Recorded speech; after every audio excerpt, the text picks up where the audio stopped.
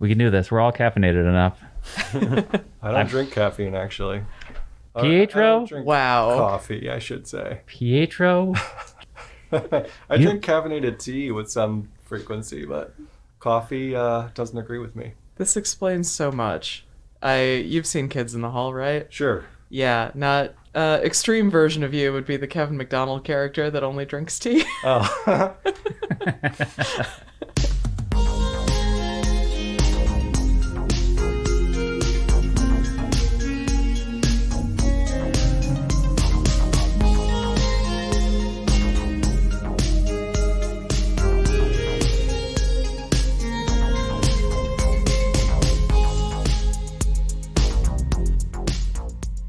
So let's begin. This is A Little Disquiet. It's the Ferndale Library Podcast, and it's brought to you by the Friends of the Ferndale Library. My name is Jeff, and we've already heard from Pietro, who is not caffeinated. Yeah. Pietro, Whoops. say hi. Hello, good morning. And Simon, of course, is here. Hello. Simon collects for our... Let me rephrase that. Simon develops the collection of movies that we circulate here. Clearly, I'm uncaffeinated.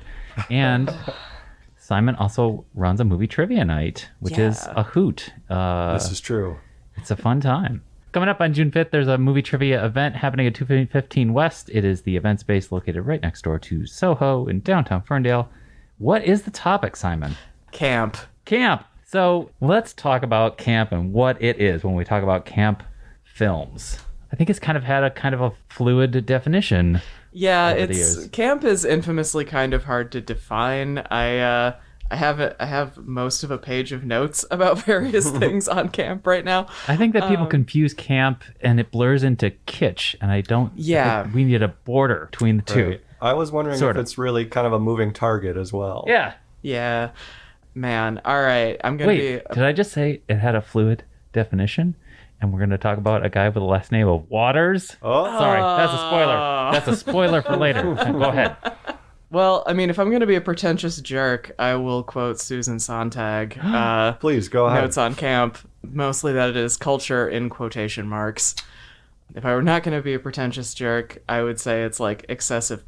This is where you find out that I learned most of my vocabulary through reading and not speaking to other human beings, so I don't know if it's pronounced pathos or pathos. Both. Both. Okay, cool, great. Excessive pathos and also like making the absurd reality.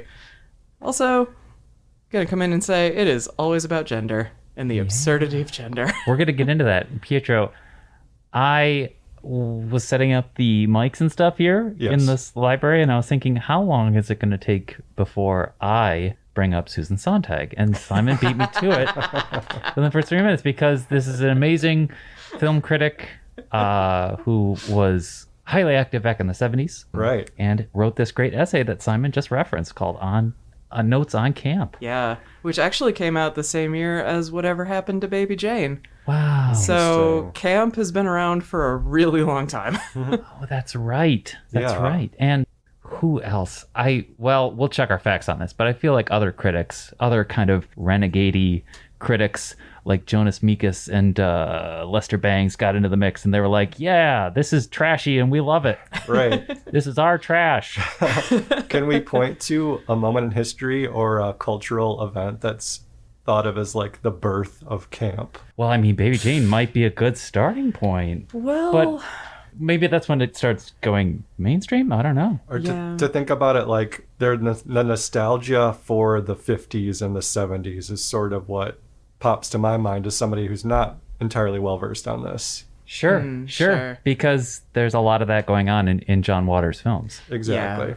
yeah, I would argue that camp has been around for as long as movies have been around, because I would argue that camp has been around as long as there have been queer people involved in art. But definitely the modern definition of camp is kind of that, like, the John Waters aesthetic. Yeah. That was like maybe more so when the vocabulary started to become more developed and mainstream, as I think was mentioned. Yeah. I would say so. I'm probably jumping ahead, but I feel like when John Waters makes what he eventually calls his trash trilogy in the 70s, which includes the infamous Pink Flamingos, and also includes this super gonzo film that I watched in film school called Desperate Living, where you have these really arch performances and kind of surreal plots, fantasy, sci-fi, all jumbled together, and just Yeah. there's a Desperate Living is kind of like a fairy tale for a trailer park involving rabies. Okay. So, and then yes, so that's 72 to 77. So by 77, everyone was like, okay, so we kind of know what camp is now. Yeah, I would also like, it's not just one key component that defines something as camp rather than just a bad movie, is like the internal rules of the universe of whatever thing you're watching are very consistent. And like everybody's kind of performing at the same level of like 11, sometimes pulling back to 10, maybe 10 and a half, but something like Death Becomes Her, like Meryl Streep in that movie, it takes a lot of talent to act that badly, you know, and everybody else in that movie is kind of on that level with her, and that's what makes that movie really good despite being terrible. Are you familiar with Death Becomes Her, Pietro? I think it's come up in conversation with Simon before. I talk about it a lot. A film from 1992 directed by Robert Zemeckis Okay. of Back to the Future fame, involving Meryl Streep, of course, Goldie Hawn, and Die Hard's own Bruce Willis. Oh, what a powerhouse crew there. Also Isabella Rossellini. Okay. Yes. So describe some of the plot energies there. What this is? There's magic. There's witchcraft. There's Yeah, so it's about two, at its core, it is about two women who are aging out of their respective professions. Okay. Meryl Streep is playing an actress that nobody quite understands why she's so popular, but you know, whatever. Goldie Hawn is like, I think she starts the movie as an author, yeah, who is engaged to Bruce Willis's famous plastic surgeon character. Bruce Willis's famous plastic surgeon character leaves Goldie Hawn for Meryl Streep. Yada yada, stuff happens. Goldie Hawn's character reemerges like 14 years later as this incredibly youthful, gorgeous beauty putting out books about like beauty tips, yada yada. Okay. Meryl Streep is horribly jealous, ends up meeting this witch played by Isabella Rossellini with Fabio the bodyguard. Ooh. Okay. I'm listening. Yeah, who gives her a potion of eternal youth, and after she drinks it, she's like, be careful. You're gonna be with your body for a long time. Take good care of it. Foreshadowing. Yes. And then yada yada stuff happens. Meryl Streep ends up breaking her neck, and that's when she finds out she's dead, but reanimated, essentially a zombie. So her now professional mortician husband is charged with maintaining her, spray painting her skin, yada yada. Wow. And then it turns out Goldie Hawn's character also drank this potion, and then they both deteriorate and fight, and then realize fighting over a man was stupid, and then they just are catty queens for the rest of the movie. yeah, it's this gonzo horror comedy that like sort of backs its way into becoming this interesting feminist statement. Yeah.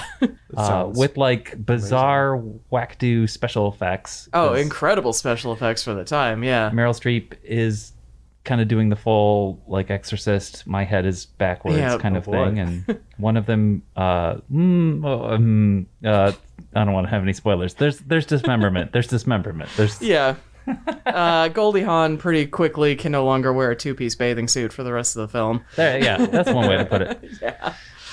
So there's that kind of energy when it comes to very modern camp. But yeah, so take us back. Do you remember when some of your early films when you were like figuring out what camp was, Simon? Were you like, me? Baby Jane? Oh yeah, Baby Jane for sure, but also like Clue. Ah, yes, 1985's Clue with Tim Curry, Pietro.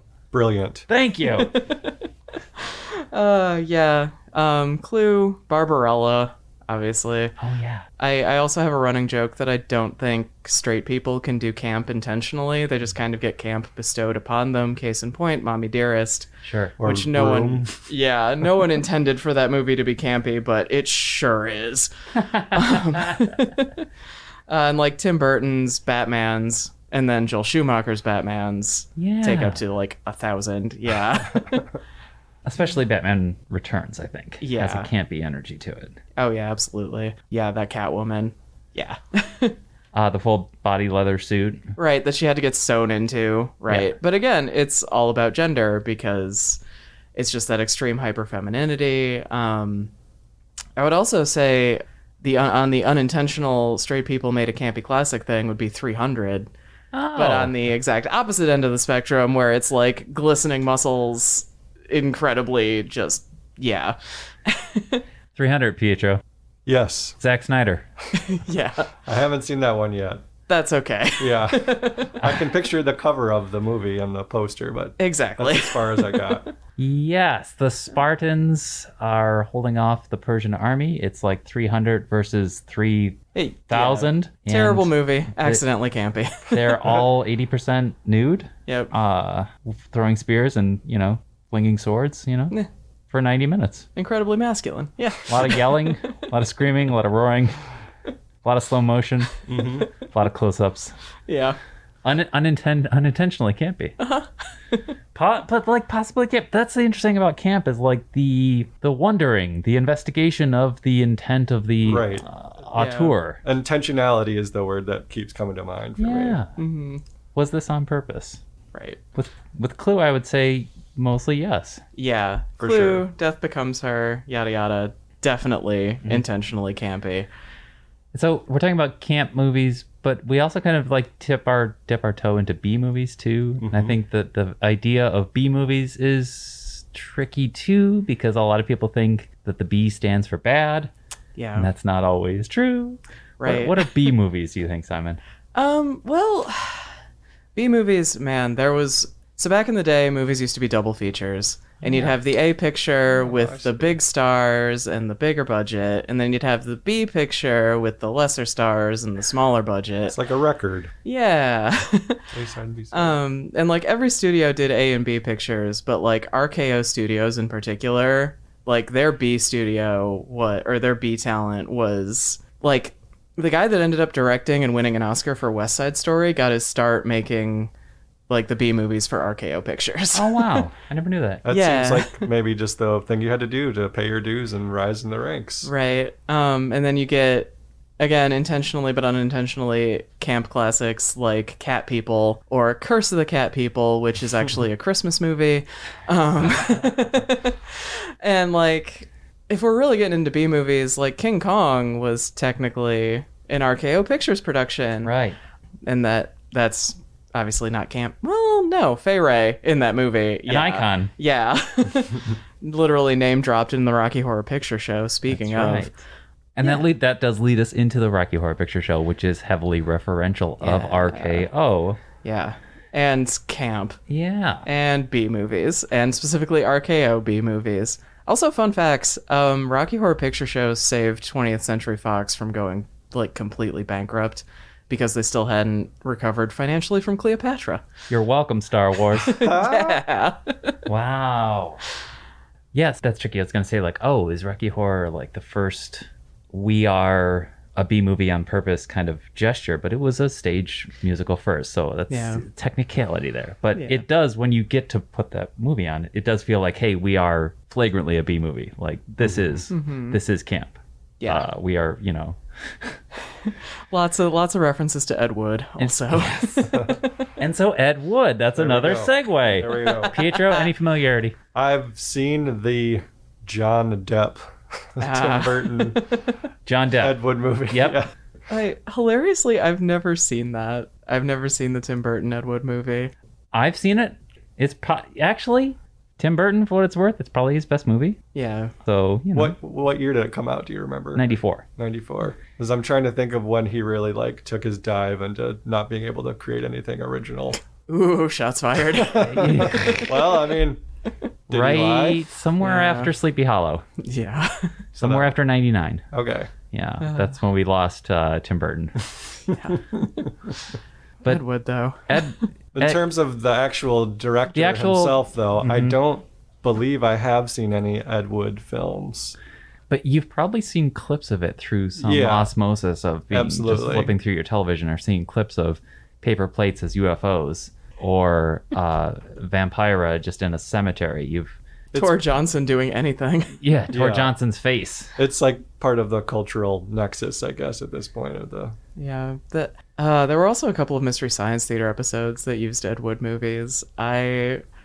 Man, I have such a complicated relationship with Ed Wood because, Plan 9 from Outer Space is probably one of the worst movies of all time, but it's so earnest in its terribleness. And it was literally just this queer guy in quotation marks. Yeah. I'll get into that. Making movies with his friends, and then like by chance meeting Bela Lugosi, and then being like, hey, do you want to be in like all of my movies? And Bela Lugosi, desperate for money and Broke, keeping his SAG addicted to card. heroin. Yeah, was like, oh, sure. Yeah. But Ed Wood, There's something to that. Ed Wood making, when you watch Plan 9 from Outer Space, perhaps with a certain set of eyes, you do see sincerity. Like, these are people. This is gonna be a backhanded compliment. Like, just trying their best on like a zero budget, but everyone is in. Everyone's committed. Yeah. That earnestness is sort of that seems to be the hallmark that has endeared and made him what he is. Yeah. Yeah. No, I'm going to briefly mention Glen or Glendo, which is an Ed Wood classic. Yeah. And I'm going to shamelessly steal a joke from Frank Conniff here, but Glen or Glenda, a J.K. Rowling nightmare. Yes, that is a movie that comes out in the mid-50s and talks about... just like incredibly recent trans history at the time. And Ed Wood, probably trans. Right. Didn't have the language for it. Probably Right. didn't appreciate that aspect of themselves. Right. Yeah. Sometimes walked around as Angora, named after their favorite sweater material. That's classic. Yeah. But that spirit, that pluck, that earnestness, that commitment, that kind of guerrilla style filmmaking of just on the fly with your friends, doing your best, low budget, figuring it out. I find that super endearing. Yeah, I same. really do. Right. American movie. American movie. Two gents in Ohio, maybe? I think it's Wisconsin. 'cause Thank they're you. Packers fans. Yeah, that's right. Just doing their best, trying to make a Yes. horror film. Earnestness. Specifically Coven, not Coven. They have their whole thing figured out, and they're just doing their best. But it's...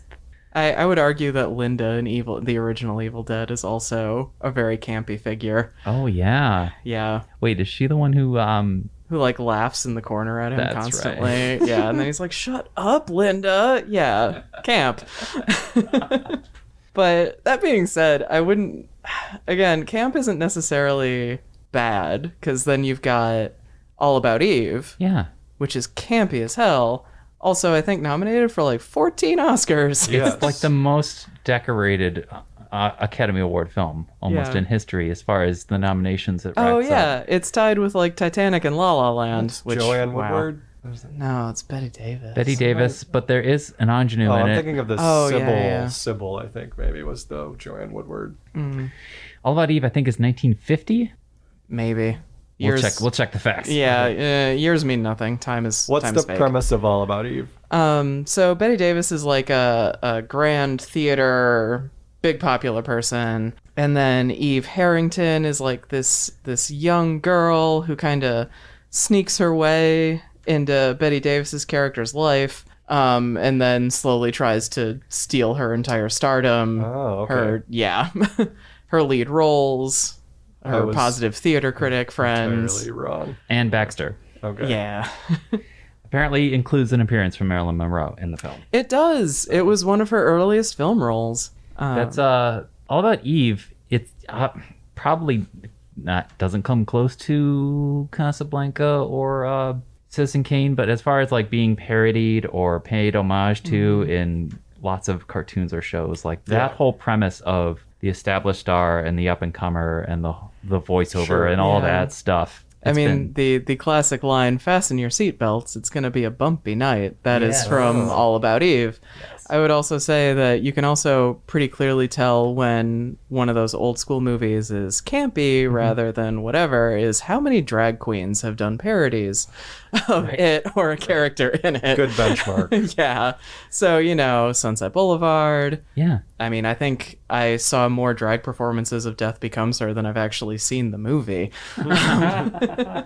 Betty Davis, Yeah, an incredible actress, absolutely. but I feel like at least half of the films I've watched of her, she's dipping into camp. Yeah. Oh, absolutely. If not all the time, and perhaps it was always there. And I mean, same thing with Joan Crawford. And I don't think it's a mistake that both of them had several gay friends. Yeah. Yeah. Which kind of brings us to Whatever Happened to Baby Jane, that movie that they were both in that is just so campy. Joan Crawford, Betty Davis, two of the biggest stars of their day. Yeah. I think it was 62? Yep. Yeah. It's like this almost gothic horror movie about two sisters, one of whom was Betty Davis, plays Baby Jane, who is like an incredibly famous vaudeville child star. And then Joan Crawford plays a character whose name I'm completely blanking on, because whatever, it's Betty Davis and Joan Crawford. Right. Yeah. Played like someone who aged into being a film star and then made all the money as a film star. And Joan Crawford, through reasons unknown at the beginning of the film, is in a wheelchair, and Betty Davis has to essentially wait on her hand and foot, yada yada. And it's fun for several reasons. Not to spoil like a 50 some odd year old movie. But at the very, very end of it, you find out that the villain wasn't Baby Jane. Dun, dun, dun. Yeah. The thing about Joan Crawford is she's in this amazing noir film, Mildred Pierce, and she's seen as this artiste. She's just a great star at that point. But like Baby Jane onwards, she really gets into camp. She makes these really schlocky movies like Straight Jacket and Trog. Yeah. Which isn't really, maybe that's a B movie and not camp. Yeah, well, it's both her because it's performance Joan is camp. Crawford. Yeah. Right. Yeah, Joan Crawford's performance is camp in Trog for sure, but that movie as a whole is just bad. Well, but again, getting into the camp thing of it is Trog opens, and in the first 5 minutes, you've got two incredibly buff young men stripping down to their underwear and diving into a lake where the camera pans slowly over them. Like they knew Joan Crawford's audience even back then. Right. And then this is the thing, is like that's also this, I don't know if it's completely interchangeable, but like when we talk about camp, are we also really just talking about queer? Yeah. That's why I joke that straight people can't do camp intentionally. It gets bestowed upon them later. Let's talk about John Waters a bit. Good old John Waters from Baltimore, Maryland. Tapping into that same kind of Ed Wood energy of like low budget with my friends, doing weirdness. Yep. Yep. Very much so. Except unlike Ed Wood, he did eventually achieve like some form of mainstream success. Like obviously we all still know who John Waters is, and like Hairspray. Right. Hairspray. He became kind of like the king of camp. He kind of embraced that. Yeah, I think he would also... I mean, he definitely calls himself the king of filth, for sure. That's what it is. Yeah. And also, through that, also just gleefully embraced camp. Yeah. And just pushed it even further, though. Yeah. He did a voiceover appearance on The Simpsons, and his whole thing is he has a store, and he's like, hey, everything camp is great. So, yeah, I watched that episode kind of recently. Well, there you go. It's an episode that hasn't aged terribly well. No. So. Like most of The Simpsons. Indeed. Man.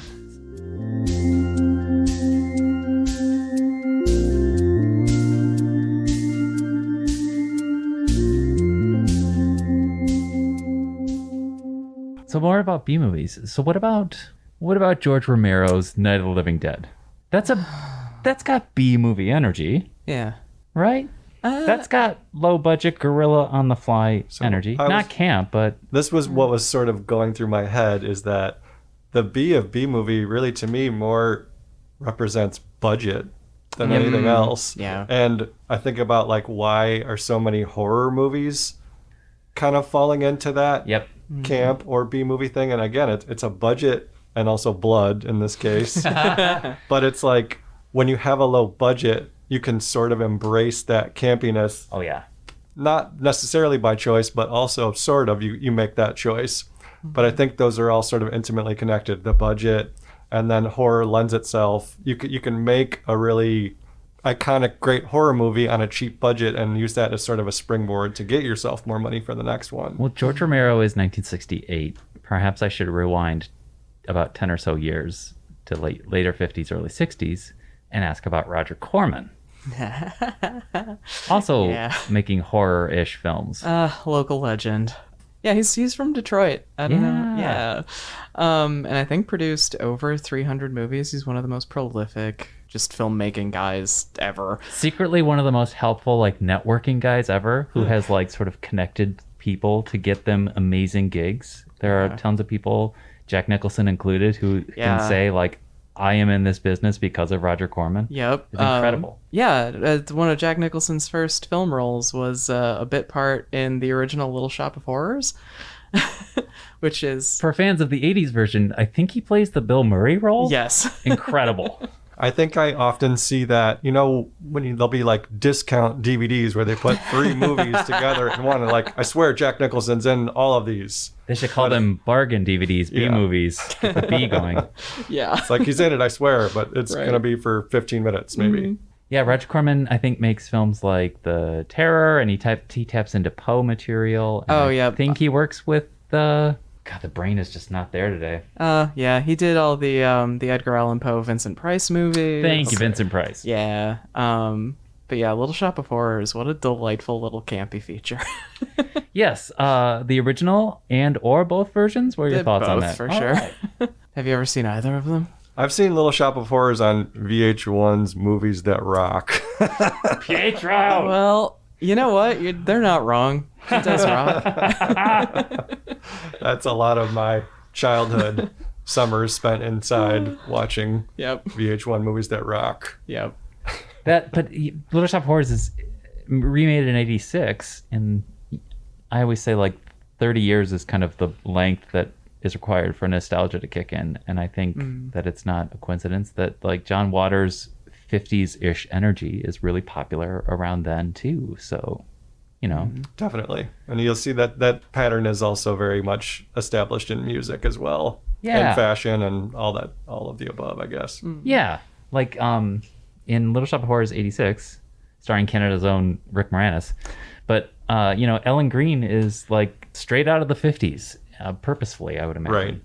And Steve Martin as well. Leather jacket, motorcycle, a musical, Yeah. a movie about plant from space. I haven't seen it in a while. A man-eating plant, Same. Man-eating plant is the important part. giant mutant Venus flytrap.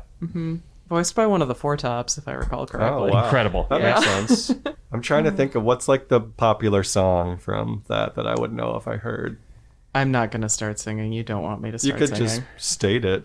No, it's just I just remember the title song. The word I'm not gonna sing it. I remember Feed Me Seymour That's Yeah. right. Yep. Pietro, that's why we got you on this podcast. Yes. for these pipes. Pietro right. can do the voices. Yeah. But there's a song about dreaming for the white picket fence, and I don't know, in this way, like Yeah. camp is sometimes like Yearning for that culture in yearning quotation marks. for that culture, exactly, or That might have never really existed. possibly calling Yeah. even into question this fascination or delusion of the American dream, or whatever the perfect life Yeah. really is. Which, ooh, that gives me a fun, awkward segue into, but I'm a cheerleader. Oh There yeah, we go.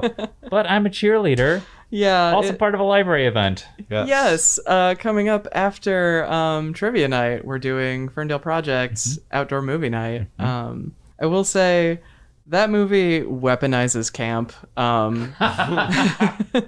in order to turn something that is truly horrifying, like conversion camp therapy, or just conversion therapy, into something that people can poke fun of and see the absurdity of, in a way that, like, obviously queer people realize conversion therapy is garbage, but this movie makes the absurdity of it the forefront, so that sounds bad, but so straight people can get it. That's incredibly true, because it's an incredibly serious topic, Right. technically. Yeah, But but just it's lampooned.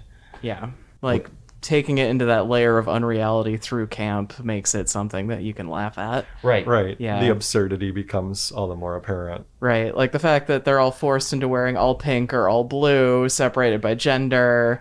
The boys play war games outside while the Yeah. girls learn how to clean a kitchen. Like, It sounds very representative of a lot of the things we've been discussing in terms Yeah. of gender being right front and center. yeah. Incredible cast. 1999. Natasha Lyonne, Clea Duvall, Melanie Linsky, Kathy Moriarty, Yeah. RuPaul Charles. and RuPaul Charles.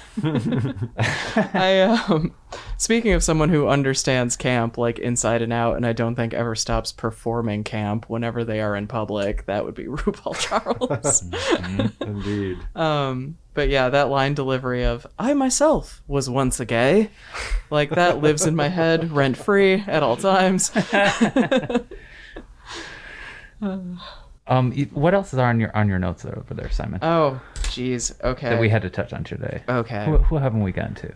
Separating camp from bad movies. Death becomes her. I think that's important. I don't know if we've struck on that enough. Like separating camp from bad movies. I think it's important to note that these are sometimes movies that people feel like they need to maybe laugh at for the wrong reasons. Like they're laughing at it because it's low budget or cheesy. But some of these movies aren't necessarily comedies. You know what I mean? Yeah. Yeah. Again, it's coming back to that sincerity. Like you might laugh when suddenly someone turns into what is clearly like a classroom laboratory skeleton in an Ed Wood movie, like on a smash cut. But like everyone on that set is like believing it and selling it. So I don't know. it's the intentional world building, right, that contributes to the campiness of it. Like I just don't want people to be mean spirited in their laughter at it. I don't want them deriding it. Like you can have, I don't know. There's no rules here either. You can laugh at it if you want to. I'm sorry, I'm not on any soapbox here, but yeah, but like I wouldn't necessarily say things like The Room are camp. Oh, with Tommy Wiseau. Yeah. Also late 90s. Somehow. Also, momentarily in pop culture, supplanted Plan 9 from Outer Space as being the worst movie ever. Yeah. Yes. I have a pet theory that Tommy Wiseau is like a vampire that got mad cow disease and forgot he was a vampire and decided to spend his like hoarded zillions making a terrible movie. Plausible. Yeah. Plausible. It explains the accent. It explains how he came out of nowhere. Right. That is an interesting case of intentionality because now he tries to claim that it was like supposed to be wink wink the whole time. And intentionality. When he walks out onto a rooftop and says, "I did not hit her. I did not. It's a lie. Oh, hi, Mark." Yeah. Which people have probably heard in a GIF somewhere. Yep. It's hard to say, was that not intentional? Well, the thing with that movie is not everybody is participating in the campiness of it, which is why I don't think I could call that movie camp. Right. Like, it's absurd. Right. Just the all of a sudden a woman walking in and going, "Well, it's cancer."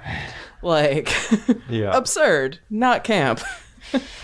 This reminds me, as far as like what movie the actor thinks they're in. Yeah. Randomly reminded me, and this is a tangent, but randomly reminded me of like things I've often heard, probably from Glenn Weldon, concerning Billy Zane and Titanic. Oh yeah. If you watch Titanic, Billy Zane is in a different movie, or he understands something that someone else in the movie doesn't understand about how to be in this movie. Actually, that's how I feel about Uma Thurman in Batman and Robin. As she's playing Poison Ivy, she's clearly the only person who had gay friends in her life going, "No, you need to do this." She's at 11 when she becomes Poison Ivy in that film. Yes. And Chris O'Donnell is still at like 3 or 4. Yeah. I saw that in theaters and it was wonderful. Another movie that's very ripe for the internet and for memes.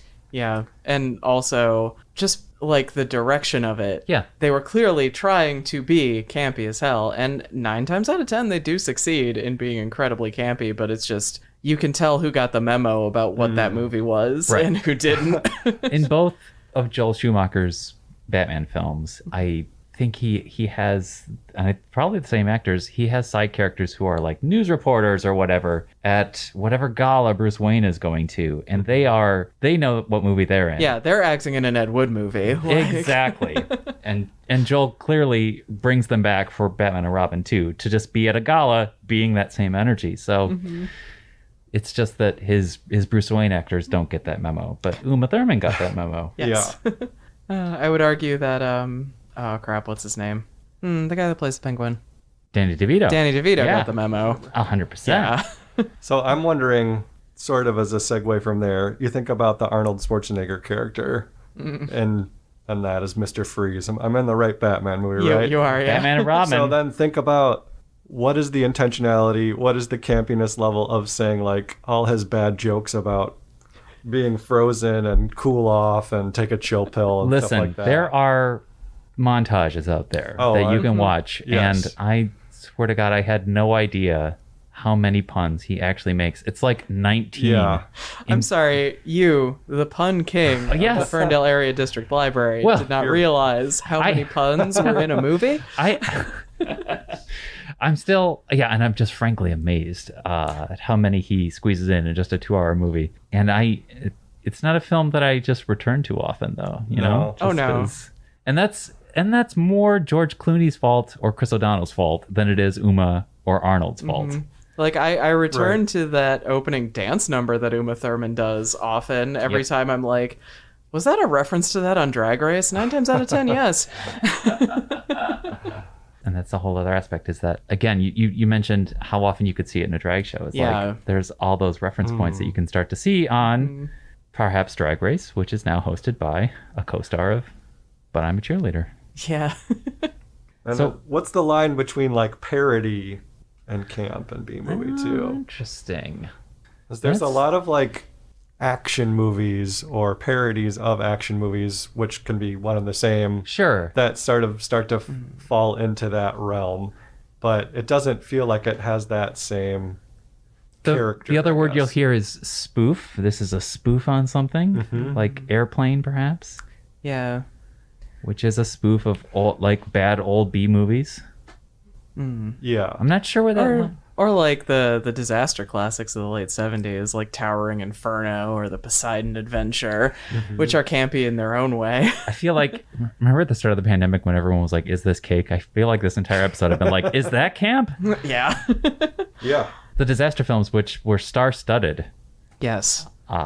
just grabbing everyone from Hollywood, including probably Rat Pack people and Charlton Heston and who knows who. Yeah. Fred Astaire in Yeah, Towering just Inferno. bring 'em all in. Yeah. Or, Avalanche with Rock Hudson. Oh, yeah. And, oh, crap. What's her name? Played Rosemary in Rosemary's Baby. Mia Farrow. Mia Farrow, yeah. Interesting. But no, sorry, you had a good point. It's Parody. what's parody or what's camp. Man, that's another one where it's like, how queer is it? Yeah. And there can be moments that are campy, like especially Airplane has its moments that are campy, Sure. but Yeah. ultimately I don't know if I would call Airplane camp. No. Yeah. Again, it's an intentionality. Yeah, and the designation of that, I guess. And then in the wake of Airplane, you still see lots of parody movies, but that's all that you're past that moment where everyone was like, "Oh, Airplane was profitable. We'll just do what they did." Yeah. Or, "Oh, Star Wars are profitable. We'll just do what they did." Which also kind of came after whatever happened to Baby Jane, too. You had a bunch of movies that were trying so hard to be that movie without understanding that the core component is that the people behind whatever happened to Baby Jane were trying so hard to make something new and fresh and interesting. Right. And then pushed everything up to 11 in order to make that happen. And it's kind of hard to capture that lightning in a bottle again. We've been talking about performances at 11, and I've been trying to find a way to bring up Nicolas Cage. Oh, yeah. So Here we go. Vampire's Kiss. Vampire's Kiss, a movie from 1987, I think, where a lot of memes that you see of Nicolas Cage's face come from this movie. Yes. And that's actually also a really good example of a performance that's camp in a movie that's not camp. Right. I think he's kind of known for that, though, Yes. I would say. I'm thinking of Moonlight Yeah. as well. Or like The Bad Lieutenant, Port of Call, New Orleans. Oh man, by Werner Herzog. You should see that movie, Pietro. It's a trip. Yeah. And again, no one else really knows what movie they're in that movie. But Nicolas Cage got the memo. Nicolas Cage 1,000% got the memo. But Exhibit did not get the memo. Val Kilmer did not get the memo. Oh, wow. That's the cast? That's the cast. Yeah. And it's like a sequel to a really serious crime drama. Okay. Yeah. I wonder if that was what Yeah. Herzog's another fun tangent just to ponder because he's not camp, but he is definitely making weird movies that have the surrealism and kind of a lo-fi guerrilla quality and unprofessional actors. I don't really know what's in his existential head, but like, Yeah. Once again, straight people can't really make camp. Exactly. So, which is why this is the Pride Month event Yes. for movie trivia, as well as But I'm a Cheerleader. So you have Absolutely. movie trivia June 5th, But I'm a Cheerleader June 8th. The former hosted at 215 West, the latter hosted at the Ferndale Project. So, Oh, I my fun little note that camp classics are classics because the absurdity is a preservative. Ah, that's perfect. a great note. Yeah. Encapsulation. I don't know where to go from there because I haven't had enough caffeine today. But, I don't think we would still be getting drag performances from All About Eve or Sunset Boulevard references or anything like that if it weren't absurd. Which lends it to like this kind of timelessness and like it's queerness in general is like a non-hereditary culture, and like how do you preserve that culture in a way that future generations you can just be like, oh, they're a regular George and Martha, Right. and then you've got like a 20-year-old going, who's George and Martha, and then you shove Who's Afraid of Virginia Woolf at their faces. So that's kind of what camp is for me. Yeah, absolutely. Yeah. Absurdism is freeing. It's celebratory. It's like you are not bound by. You're literally not bound by the rules anymore at that point. Yeah. It seems to lend itself very well to internet culture as well. And Yeah. the longevity factor. Yes. Yeah. Yeah, it's just breaking you out of the status quo doldrums, for sure. Pietro, do you have any lingering questions about B movies in camp? I'm almost a little bit embarrassed. Do you want to bring it go? up. Do you want to go watch Pink Flamingos? Yeah, that sounds like a great idea. I think I've seen parts of it, Yeah. but I have not sat down and watched all of it. Can I? And you've seen Clue. I have seen Clue a few times. And speaking of, Oh, before we Yeah. bounce, I also have a note that like Moira Rose from Schitt's Creek campy performance in what is normally just like a comedy, and also like the fun ways that anime has embraced camp, Oh, like yeah. JoJo's Bizarre Adventure, which I would argue that the entire appeal of that show is the camp factor of it. But it's always interesting to see things that are campy, but from an international perspective, like Adventures of Priscilla, Queen of the Desert. right, It's a different culture. right. Because it's Australia, so it's parodying like Australia. What I was gonna say with camp is just a general note of appreciation for the late great Madeline Kahn. Because when you watch Clue and then watch Sunset Boulevard so closely together, you can see, oh, Madeline Kahn is full on channeling Gloria Swanson. Not like stealing it, but like such a cool homage in what Yeah. she's doing. Well, it's like Elvira was a parody of Morticia Addams. Yeah. Morticia Addams, who was a parody of like the classic Hollywood lady monsters like Bride of Frankenstein Sure. and yada yada. It's, yeah, camp. It's Yeah. a couple of degrees of separation, culture in quotation marks. Madeline Kahn playing it at 11. Yeah. Whatever Mel Brooks movie she's in, she's 11. So camp. It's Camp. 11. Yeah. Camp, it's at 11. B movies, sincerity, earnestness.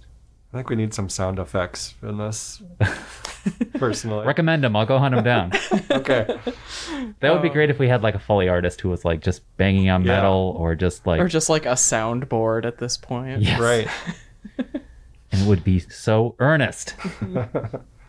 Are there any camp films or B movies that have recently perhaps been added to the library's collection off the top of your head that you're jazzed about? Trog, of course. Trog, yeah. Trog, we did recently purchase the Blu-ray copy of Death Becomes Her because the DVD copy notoriously had a bad transfer. Blu-ray supposedly looks a lot better. I haven't actually watched it yet.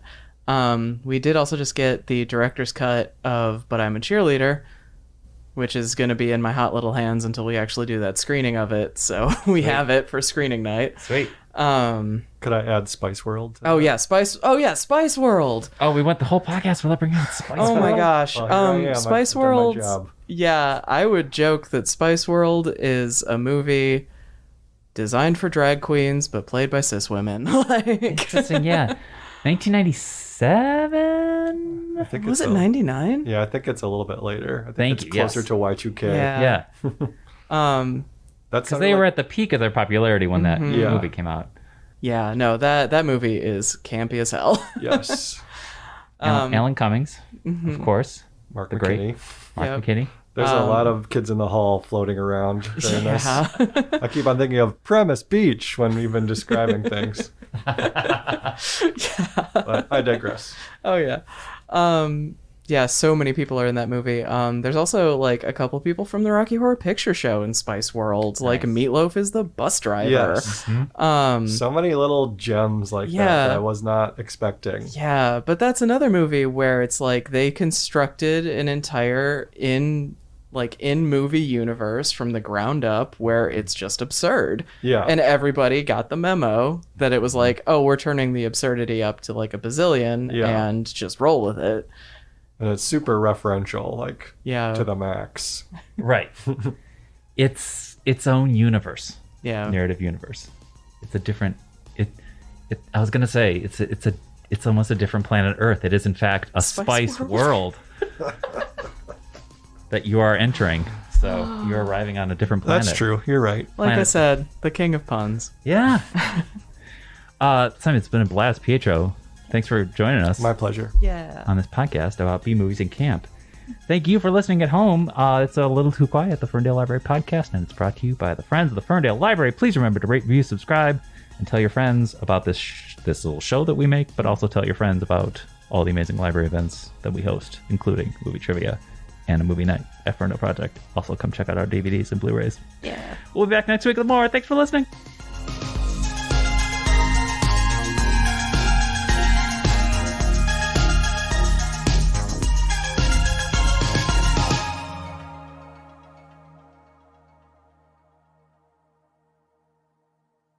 Feed me, Seymour. That's Yeah. right.